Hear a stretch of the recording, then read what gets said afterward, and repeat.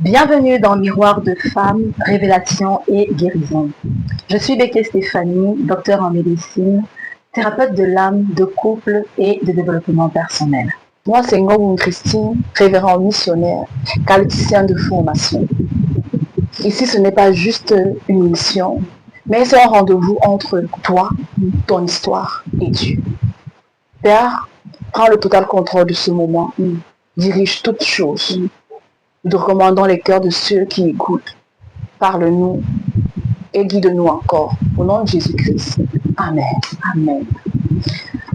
Alors, avant de continuer, si tu n'étais pas encore abonné à notre page, voici l'opportunité qui t'est donnée. Une nouvelle fois, abonne-toi, like, active la cloche de notification pour ne rater aucun de nos épisodes. Et surtout, partage au maximum.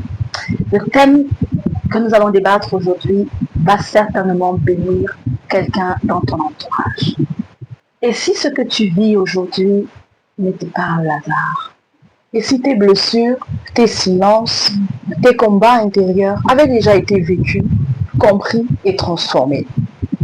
À travers l'histoire des femmes de la Bible, nous allons mettre en lumière des histoires qui ressemblent à la tienne, des douleurs que tu as peut-être déjà vécues, mais surtout nous allons mettre en lumière des chemins de guérison. Ici, on ne masque pas les réalités, on ne cache pas ces blessures, on les confronte à la lumière de la parole de Dieu. Alors, bienvenue dans ton miroir, miroir de femme, révélation et guérison avec CBE by Céleste. Le sourire d'une maman peut cacher un océan de larmes. On dit souvent qu'une mère, c'est un pilier, une super héroïne. Mais derrière cette force publique, il y a des combats invisibles qui se jouent à l'abri des regards. Des combats qui usent le corps et qui éprouvent la foi jusqu'à ses dernières limites. Et l'un de ces combats, c'est celui d'une maman face à la maladie de son enfant. Il est 3 heures du matin, la nuit dans la maison, mais une lumière brille. La lumière se trouve dans la chambre d'un enfant. Et au côté du lit se trouve une maman. Elle ne dort pas. Elle écoute la respiration très lourde de son enfant. Elle vérifie une énième fois sa température. Ou encore elle retient ses larmes qui veulent couler, et pour ne pas réveiller son enfant qui venait à peine de se coucher après une crise. Et c'est une réalité que beaucoup ne voient pas, parce que le matin, cette même maman, elle va se lever, essayer d'arranger ses cheveux, mettre quelqu'un qui a un sourire sur son visage, s'occuper du reste de la maison et peut-être même aller travailler. Et pour le reste du monde, on dit que c'est une femme forte, on dit que c'est une superwoman. Mais à l'intérieur, son cœur est en miettes un peu plus chaque jour. Elle vit au rythme des hôpitaux, des ordonnances, des rendez-vous médicaux et une angoisse constante ne la quitte jamais. Vivre avec un enfant malade, surtout quand la maladie traîne dans la longueur. C'est l'une des épreuves les plus éprouvantes qu'une femme puisse traverser. C'est un voyage où l'on fait face au déni, à la solitude. Il y a cette question qui rend notre esprit. Qu'est-ce que j'ai pu faire de mal pour que ma chair souffre ainsi? Alors c'est précisément pour toi, maman, de l'ombre que nous sommes là aujourd'hui. Le thème de cet épisode, c'est quand une maladie chronique frappe ton enfant, de la détresse au leadership maternel. Aujourd'hui, nous voulons briser le silence. Nous voulons enlever le poids de la culpabilité sur tes épaules et te donner les clés concrètes pour surmonter ce quotidien. Nous allons regarder dans le miroir de l'histoire d'une femme dans la Bible, la Cananéenne, qui a traversé ce même combat pour sa fille, À travers son parcours, nous allons voir comment Dieu peut t'aider à porter ce fardeau. Comment réussir à garder ta joie malgré les tempêtes. Et comment continuer à croire quand le miracle semble tarder. Installe-toi confortablement, ma sœur, parce que ce soir, tu n'es plus seule. Oui. Alors, partagez vos avis et votre témoignage en commentaire, parce que votre histoire peut aider une femme à ne pas abandonner. Alors, abonnez-vous à la chaîne @cbe_celeste26 et activez la cloche de notification pour ne rater aucun épisode de Miroir de Femme. Mais tout de suite, nous allons commencer par vous faire un petit résumé de l'histoire de cette femme, la femme cananéenne, la femme syrophénicienne. Et nous allons parcourir la Bible ce soir dans l'évangile de Matthieu. Matthieu 15 à partir du verset 21 jusqu'au verset 28. Alors cette dame-là, elle a entendu parler que Jésus arrivait quelque part dans sa ville natale. Jésus allait se reposer dans la ville de Tyr et de Sidon. Il voulait se reposer et puis cette femme-là a entendu qu'il arrivait.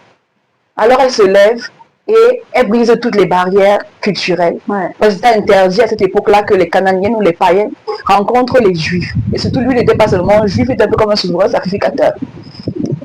Alors elle part à sa rencontre et elle dit, Maître, elle crie, Maître, ma fille est possédée par un démon. Elle est troublée par un démon. Et Jésus, calmement, ne la gère pas. Il ne répond pas. Il fait comme s'il n'a rien entendu. Elle ne s'arrête pas là. Elle crie encore plus fort. Et elle se rapproche encore plus de Jésus. Et elle dit, Maître, fils de David, secours-moi.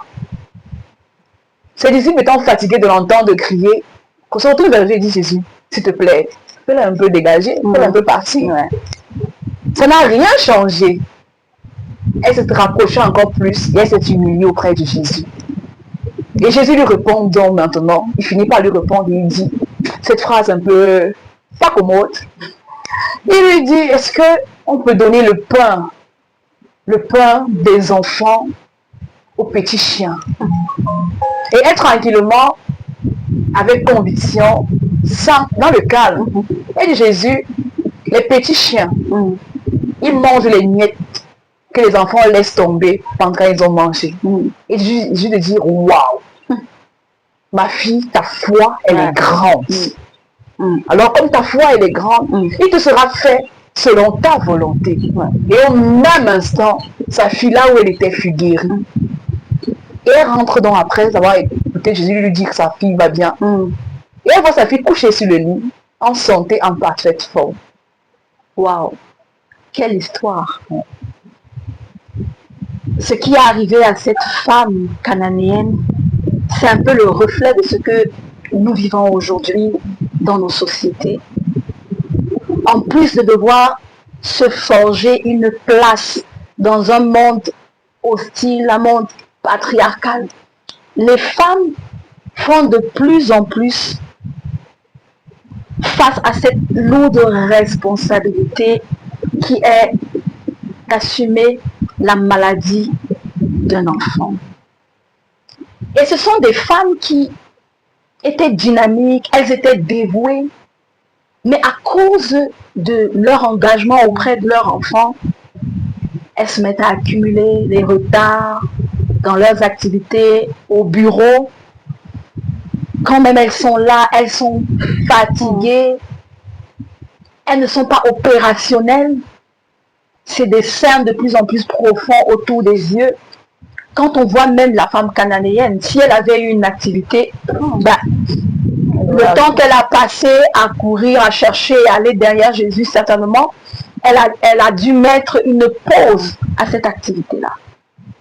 Donc, ce sont des femmes qui mènent un combat quotidien au chevet d'un enfant dont la santé défaille. Et aujourd'hui, ce que nous voulons faire dans cette émission, c'est établir le contact avec cette réalité que malheureusement beaucoup n'arrivent pas à formuler tout haut. On se rend compte que 75% des parents qui abandonnent ou alors qui réduisent leur activité professionnelle pour s'occuper d'un enfant atteint d'un handicap ou d'une maladie grave ce sont des femmes. Mais elles s'occupent d'un enfant malade, ayant des maladies chroniques, ayant des maladies qui se prolongent. On ne va pas passer d'un simple palu, mais des maladies chroniques. C'est bien d'un côté, mon ami, et c'est important de le définir. Une maladie chronique, c'est une affection permanente. C'est pas le palu en tout cas. Non. De longue durée. Qui demande un suivi médical constant. Ça veut dire que c'est pas, on peut pas seulement pendant 3 jours, c'est bon. Un suivi médical constant et souvent sans arrêt pour toute la durée de la vie de la personne qui est malade. Donc on demande des soins quotidiens et ça bouleverse complètement l'organisation dans un foyer. Et c'est pour ça qu'on parle donc de détresse maternelle, parce que quand il n'y a plus de stabilité dans le foyer, il y a cet épuisement, cet état d'épuisement psychologique, émotionnel, physique. La maman, elle est proche de ce qu'on appelle le burn-out. Et ça survient parce qu'elle se retrouve, elle est impuissante à guérir sa propre chair. Et elle accumule ces soins-là qu'il faut, il faut donner, il faut se donner, il faut se donner, il faut se donner. Donc ça fait un peu trop. Ça fait un peu trop et très souvent elle commence à s'oublier elle-même. Et le revers de ça, c'est que après ça, elle ne se définit que par rapport à la maladie de son enfant. Et notre objectif aujourd'hui, c'est d'arrêter cette série-là. Ce qu'on voudrait aujourd'hui au travers de cette émission, c'est que quelle que soit la situation, maman, dans laquelle tu te trouves, de la même manière que la femme cananéenne s'est levée et allée, tu dois te lever. C'est pour ça que nous avons parlé de leadership maternel. Tu as la capacité spirituelle et mentale pour la mère à ne plus subir. Elle ne subit plus la crise, mais elle se positionne en tant que sentinelle. Tu te positionnes en tant qu'avocate, en tant que force stratégique pour la délivrance et l'équilibre dans ta maison. Exactement. Donc tu ne subis plus, mais tu contrecarres, tu agis. Exactement. Et tu remets ta famille à neuf, comme si quelqu'un qui était malade à l'intérieur de la famille. Exactement.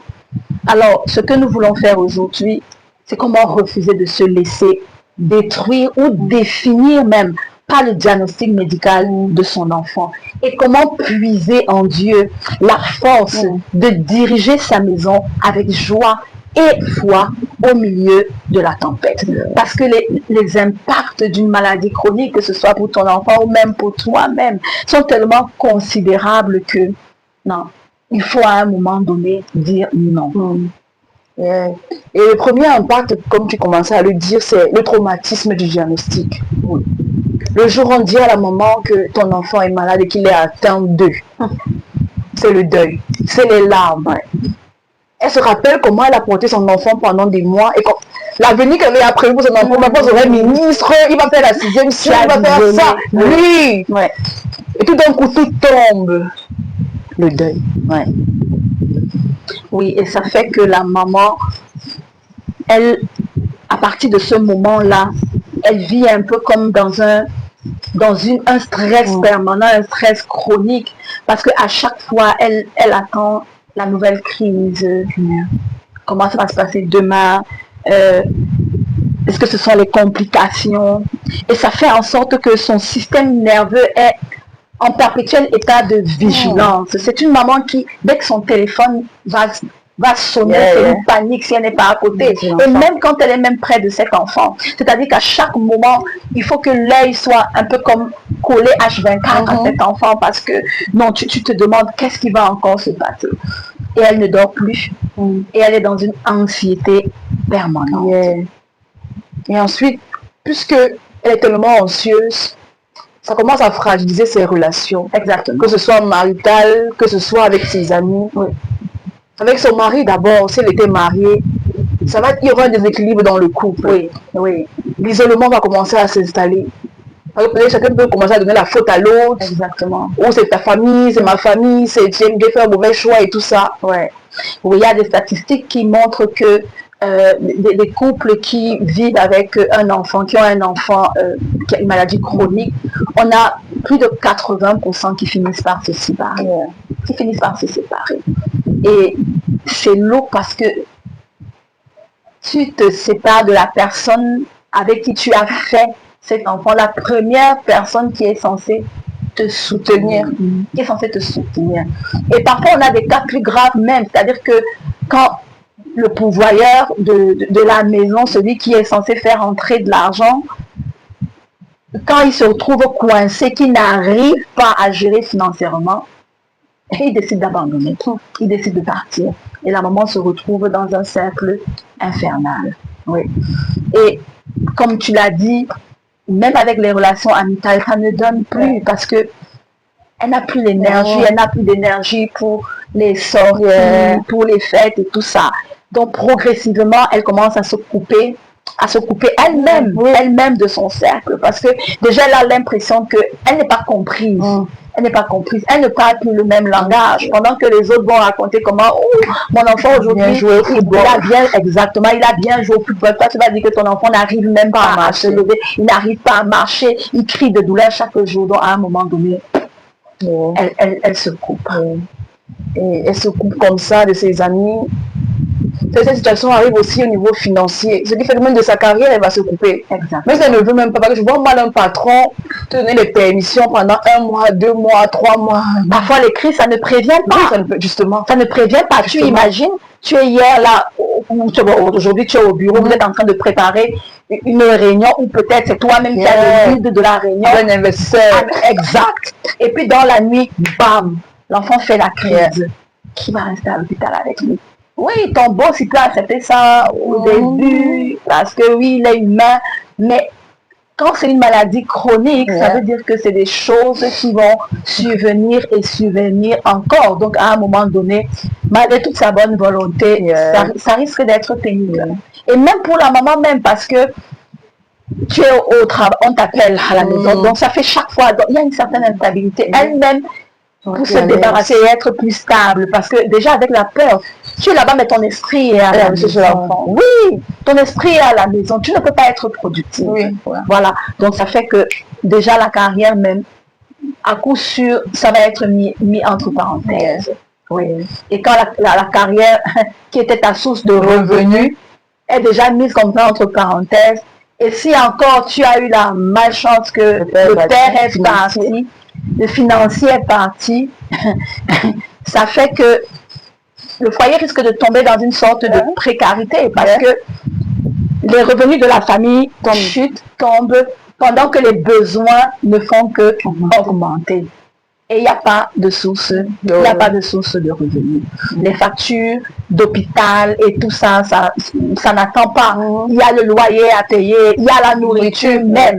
Et ça fait que c'est un peu comme un cycle infernal, un cercle vicieux, tu vois. Et plus encore la maman, elle va être anxieuse. Plus encore, elle va être anxieuse. Elle va réfléchir et entrer dans un moment de culpabilité terrible, très profond. Si je n'avais pas épousé cet homme, si j'avais écouté ce qu'on m'avait dit, ou alors peut-être que c'est ce que j'ai mangé quand j'étais enceinte, peut-être je n'ai pas dû commencer les visites prénatales, exactement. Trouver qu'est-ce qui n'a pas marché. Mais ce qui est sûr, c'est qu'elle va commencer à se remettre en question. C'est vrai qu'il est important de comprendre le mécanisme de ces émotions. Parce qu'on va travailler pour t'aider, toi, à te sentir mieux. Donc, le premier élément, c'est le déni. Oui. Le refus des premiers signes. L'enfant ne parle pas à l'âge normal, ou l'enfant ne marche pas, il marche avec un retard. À un moment, on se dit non, ça va aller. Les enfants sont tous différents.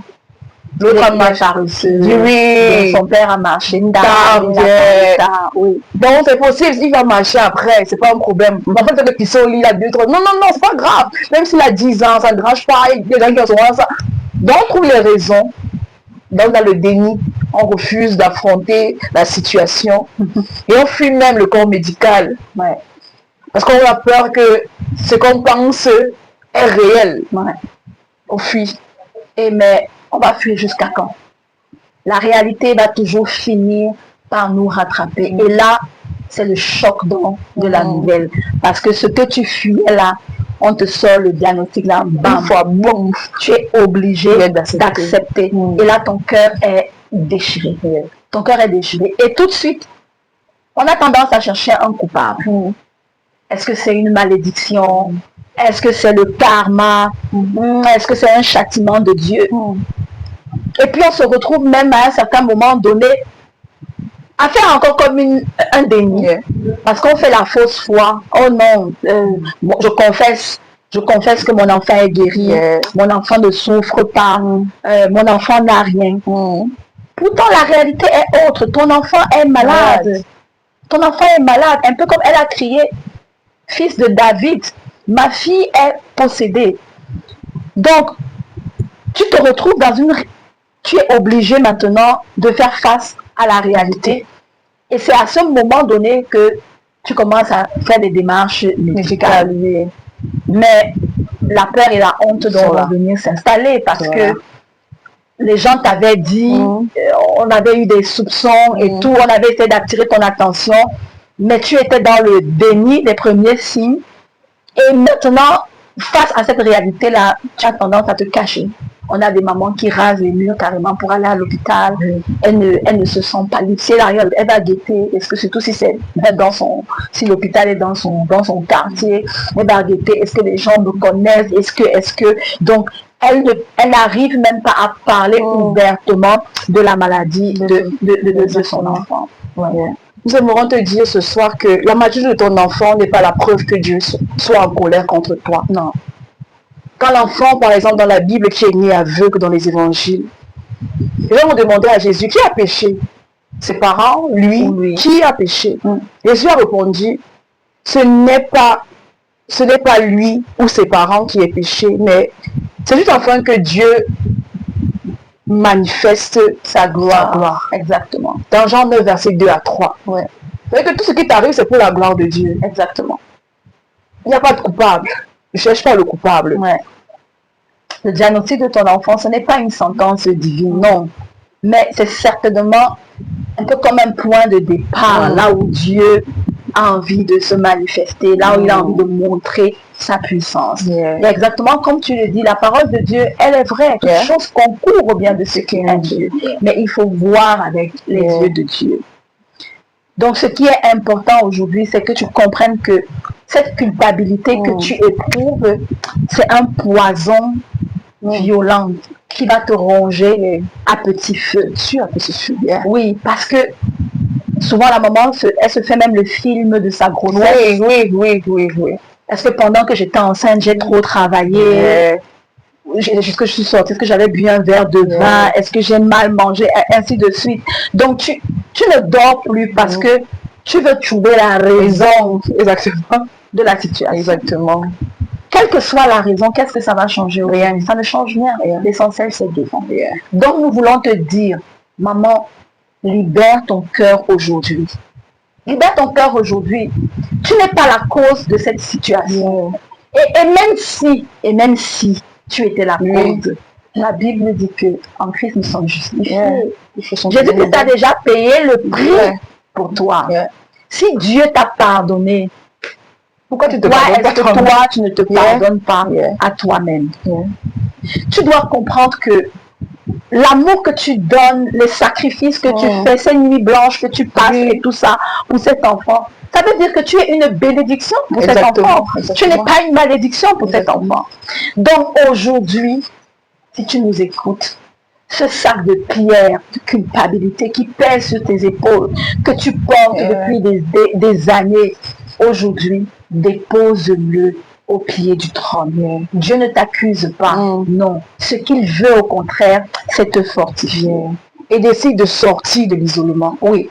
Décide de dire, je suis fatiguée. Oui. Tu es humaine. Dis, je suis fatiguée. Parce que de la maman d'un enfant malade est une prison sans barreaux. Tout ce qu'elle faisait avant, elle ne fait plus. Les sortir entre amis, prendre soin d'elle, faire du sport, s'entretenir. Elle ne fait plus rien. Aucune visite, aucune amitié. Elle n'a rien, aucun endroit où elle peut se retourner pour se déverser. Oui. Et le contraste même dans ça, c'est que plus elle se coupe un peu de la société, plus elle a envie de paraître comme une femme forte. Donc, tu es en face d'une maman, le visage, et quand tu vois ses yeux, Tu sais que celle-là, elle pleure peut-être chaque soir. Elle a les cernes, elle est fatiguée, elle est amaigrie comme ça. Mais quand tu lui demandes comment tu vas, elle va toujours vouloir faire la maman, la superwoman. Elle va dire non, ça va, Dieu est au contrôle, et ainsi de suite. Pourtant, dans son cœur, ce sont des pleurs, ce sont des larmes. Dieu n'a pas besoin qu'on joue l'effort devant lui, non. Dieu se glorifie dans ta faiblesse. C'est quand tu es faible là que tu tends la main, il attrape, il dit oui, ma fille, mon enfant, je suis là, je suis présente. Parfois, les gens pensent que c'est manquer de foi, d'avouer que tu es fatigué, d'avouer que ça ne va pas, d'avouer que tu es au bout du rouleau, d'avouer surtout que tu as besoin d'aide. Que tu as besoin d'aide, c'est simplement être humaine.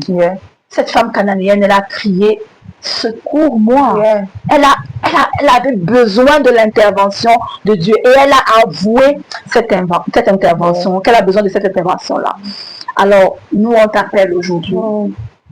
Tends la main à quelqu'un. Tends la main à quelqu'un. Et surtout, regarde la main que Dieu est en train de te tendre. Il y a plein de personnes autour de toi. Tu as des sœurs de confiance. Pleure un bon coup sur l'épaule. Autorise-toi à recevoir l'aide que des gens ont même envie de te donner. Mais ils ont juste peur parce que, comme tu le disais, dans une prison, ça veut dire que tu es tellement emmuré dans ta douleur, dans ton silence, que les gens ont même peur de t'aborder, ils ont même peur de te soutenir.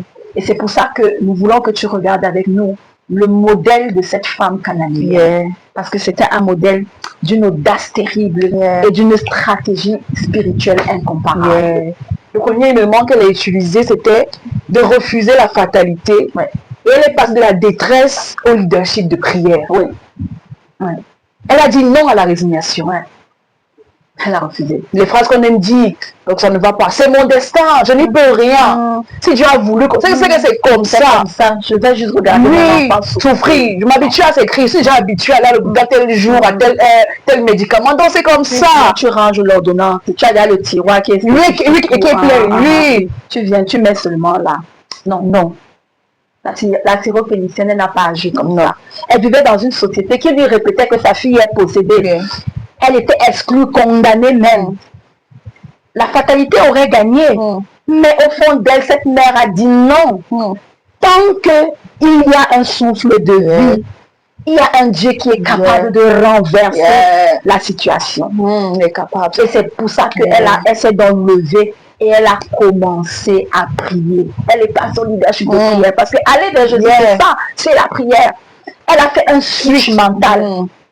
Elle a dit non. Ce n'est pas la maladie de mon enfant qui va décider maintenant de ma vie. Non, elle s'est levée. Et de la même manière, on voudrait que tu te lèves maintenant. Que tu te lèves dans la prière. Et que tu déclares la parole de Dieu sur le lit où se couche ton enfant. Que tu refuses que la maladie dicte l'ambiance dans ta maison. Parce que parfois, c'est des maisons où on ne rit même plus. On ne fait plus de bruit. Tu n'es pas une victime impuissante.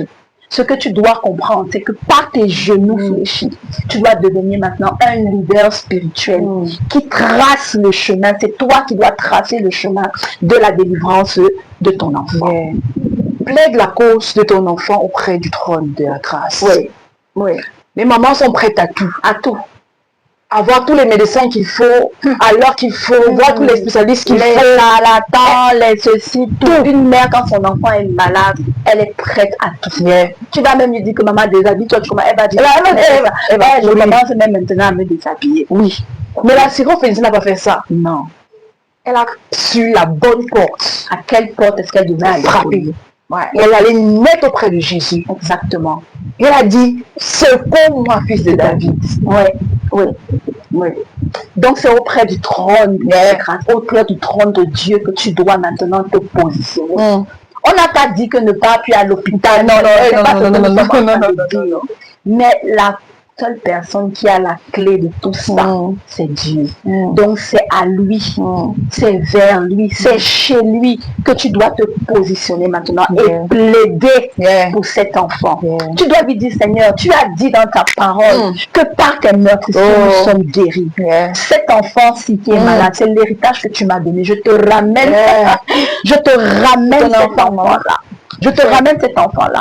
Quand tu connais ton identité et que tu sais à quelle porte tu es en train de frapper, tu n'es pas dans une position où tu demandes, où tu quémandes. Non, tu réclames la justice et la grâce de Dieu sur ta postérité. Et souvent, quand je reviens sur ça, c'est que tu lui dis que c'est ton enfant, ce n'est pas mon enfant. Bon, c'est que parce que la mère pense que c'est son enfant. Non, non, non, c'est pas ton enfant. C'est l'enfant de Dieu. Donne-lui ces choses qu'il gère. Ça t'appartient. Ça t'appartient. Donc, si tu développes une foi persistante, qui ne s'arrête pas au silence apparence de Dieu. Non. Ouais. Comme la cananéenne, Jésus n'a pas répondu au début. Il dit, c'est le maître et tout, elle tournait son doigt, elle est partie. Elle a insisté. On a voulu la chasser, les disciples ont voulu elle a insisté encore. Elle n'est pas quittée. C'est la même chose pour toi. Tu pries peut-être depuis des mois, depuis des années, et tu as l'impression que rien ne rien. Oui, on te comprend. Le silence de Dieu, parfois, ça fait mal. Ça fait plus mal que la maladie même. Mais ce que tu dois te dire, c'est que même si je dois le déranger, c'est un peu comme quand... Moi, je me rappelle, il y a des choses que j'ai données à mes enfants. C'est pas parce que je voulais leur donner, mais ils m'ont tellement perturbé. Tu veux passer ici, l'enfant te coince. Il dit, maman, je veux, maman.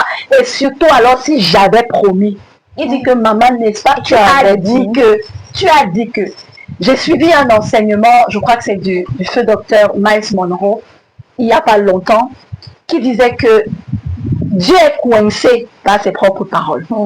Coince Dieu avec ses paroles.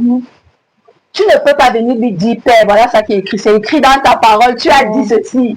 Il va être coincé, même si dans son cœur, il n'avait pas envie de te donner. Il va seulement te donner. Donc, ta foi doit être persistante. Tu ne dois pas t'offusquer de ce que tu penses être le silence. Mais au contraire, ça doit être une invitation pour toi à persévérer et à te jeter de la même façon que cette femme s'est jetée et de dire à Dieu, même une miette de sa grâce, c'est suffisant. C'est suffisant. Et tu vas même te rendre compte que parfois ce que tu prends pour le silence de Dieu, c'est juste une manière de tester ta maturité spirituelle. Ouais. Alors, chère maman, ne prends pas le silence de Dieu pour un non. Continue de frapper, continue de croire, continue d'adorer Dieu au milieu de la nuit, parce que ta persévérance est en train de toucher le cœur du roi. Et ta miette de miracle arrive. Amen. Allons maintenant parler de quelques clés qui vont t'aider au quotidien à continuer à persévérer, à croire au Seigneur, à refuser la résignation. Oui. Le premier élément, c'est de puiser ta force chaque jour dans la présence de Dieu. Donc chaque matin, avant de faire quoi que ce soit, prends le temps dans ton intimité avec le Seigneur. Prends le temps de puiser les forces du Seigneur. Prends le temps de puiser la joie du Seigneur. Prends le temps de dire, Seigneur, cette journée, je te donne ma journée. Je commence avec avant même que le jour ne se lève. Quelle que soit la situation. Rapproche-toi. C'est comme Jésus. Depuis qu'il se levait aux aurores, il avait toujours, lui qui était Jésus, il avait toujours son moment avec le Père. Et c'est pour ça que le psalmiste David s'est écrit dès le matin, Éternel, tu entends ma voix, dans le psaume 5, le verset 3. Parce que ça te permet de confier ta journée à Dieu, de voir là où Dieu t'attend, de discuter avec Dieu. Et il y a ce verset de la Bible qui dit que Dieu révèle les secrets à ceux qui le cherchent de tout leur cœur. On ne demande pas de le faire pendant des heures. Non. Prends le temps qu'il faut. Et fais le juste. C'est selon que tu sens avec ton Dieu. C'est selon que tu sens avec ton Dieu. Les gens pensent souvent qu'il faut, non, ça dépend de ta disposition avec le Saint-Esprit. Ensuite, il faut célébrer toutes les petites victoires. La joie. Célèbre toutes les petites victoires. La joie. Ton enfant hier ne pouvait pas arrêter peut-être le bic. Conduire avec le bic. Donc rends grâce à Dieu. Rends gloire. Rends gloire en toutes circonstances, quel que soit ce qui se passe. La joie dont le Seigneur parle, ce n'est pas une joie qui dépend des circonstances. Qu'aujourd'hui, ok, comme ça va, l'enfant s'est bien réveillé, il a mangé, je suis dans la joie. Demain, non, ce n'est pas ça. Dans Néhémie 8, le verset 10, il est écrit, la joie de l'Éternel sera votre force. Donc c'est la joie de l'Éternel, c'est-à-dire que c'est un peu comme s'il il te transmet cette joie-là. Ça ne dépend pas de ce que tu vois, non. Tu rends grâce à Dieu en toutes choses, en toutes circonstances. On rend vraiment, sois toujours joyeux. Même si l'enfant a vomi aujourd'hui, demain ne vomit pas, après il vomit. Dis merci Seigneur parce que je te loue de oui, oui. Parce que le diable veut que tu restes et tu ne regardes que les défauts, tu ne vois, tu restes dans la dépression. Pourtant, Dieu veut que tu le loues en toutes choses. En toutes choses. La louange force, c'est une clé spirituelle très importante. Ça force. Tu sais, parfois, tu vois, quand on chante souvent, on fait souvent les chants pour encenser quelqu'un et tout ça. Tu es obligé à un moment donné de te lever. Un peu comme moi, au Cameroun, on a ce truc-là, le mbolé. Il commence à s'achever. Tu vois, quand les petits là, ils commencent à taper le mbolé, ils te disent, ah, tu es bien habillé, tu es ceci, tu es à un moment, tu es obligé de te lever seulement. Moi, je crois que c'est la même chose que la louange fait dans le cœur de Dieu. Quand tu pries simplement, oui, il va voir le sujet de premier, il va peut-être dire, Gabriel, Michel, regardez un peu ça et tout ça. Non, quand tu es le roi des rois, le souverain, il dit que je me lève. Donc, force Dieu à se lever. Force Dieu à se lever. Et la troisième et la dernière clé, qui n'est pas la moindre, c'est que tu dois nourrir ton identité de femme. Parce que tu ne dois pas te laisser uniquement absorber par ton rôle de garde malade. Parce qu'à force d'être garde malade, de vivre pour la maladie, la maman finit souvent par s'oublier totalement. Et ça, c'est un piège vraiment destructeur. C'est-à-dire que tu perds tous tes rêves, tu n'as plus de rêves, tu n'as plus de projets, tu as même arrêté peut-être de travailler, ainsi de suite. Et maintenant, quand on te demande qui tu es, tu vas dire, ah, je suis la mère d'un enfant qui est malade et tout ça. Non. La maladie ne peut pas engloutir ton identité de femme. Dieu ne t'a pas créé pour que tu deviennes un peu comme le prolongement de ce diagnostic médical. Non. Parce que avant d'être la maman de cet enfant, tu avais une destinée, tu avais les grèves, tu avais d'abord la fille du roi. Tu es d'abord la fille du roi. Donc, tu dois prendre soin de toi. Maman, toi qui nous écoutes, ce message, c'est pour toi aujourd'hui. Prends soin de toi. Va chez le coiffeur. Achète-toi un vêtement nouveau. Même si, non, que tu sentes que tu es en train de te chérir. Personne ne peut te chérir plus que toi-même. Accorde-toi un moment pour lire, un moment pour faire des projets professionnels. Si tu avais arrêté, non, lève-toi aujourd'hui. Parce que ce n'est pas toi qui gardes cet enfant. Ce n'est pas parce que tu es au chevet de cet enfant qui va H24 que c'est toi qui le garde. Non, c'est Dieu qui garde cet enfant. Donc, essaye de te décharger. Parce que tu dois comprendre que quand la maman s'écroule, c'est tout le foyer qui s'écroule avec elle. Et ce qui se passe souvent, c'est que tellement l'identité de la maman devient calquée à la maladie de son enfant, que c'est difficile pour les autres enfants du ménage et pour le mari même s'il est encore là. C'est très difficile.